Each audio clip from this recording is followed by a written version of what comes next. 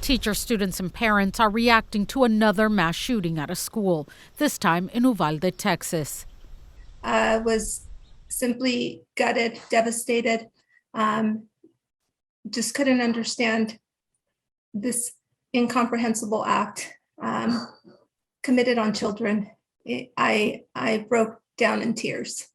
Maria Ortega is deeply invested in local schools. She's the mother of kids in 2 districts and also sits on the board of 3 charter schools. She says the shooting feels different. The Buffalo murders, as well as I think it's COVID. It's a combination of so many things. And it really just, it's so hard thinking that these are babies, and the utter terror that these babies were feeling at that moment. And says teachers in particular are having a hard time in the aftermath of this shooting. She made it a point to check on her friends who are teachers. They're not okay. How are you doing?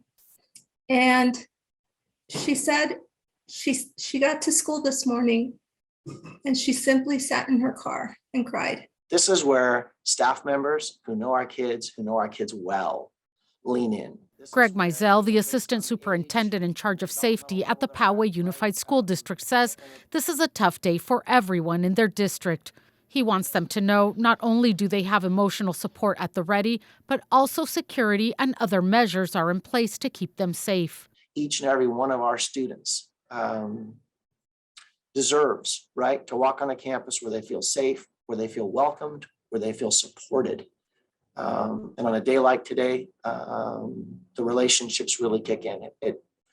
We're taking care of each other. He says they have emotional support for children who are troubled, make contacts with law enforcement if necessary, and learn from every tragedy. I promise you, when we know more about this situation, we will debrief it.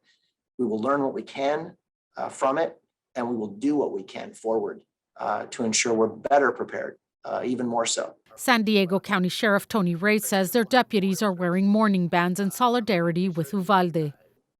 We don't do this for every person that dies, but when you have normally it's like a localized, but we've been having so many of these shootings so recently here that we care about all these folks. He says their protocol kicks in immediately after mass shootings happen. The protocol we're following is we're trying to be visible. We are putting our deputies near the schools, the churches, I say, where people gather together.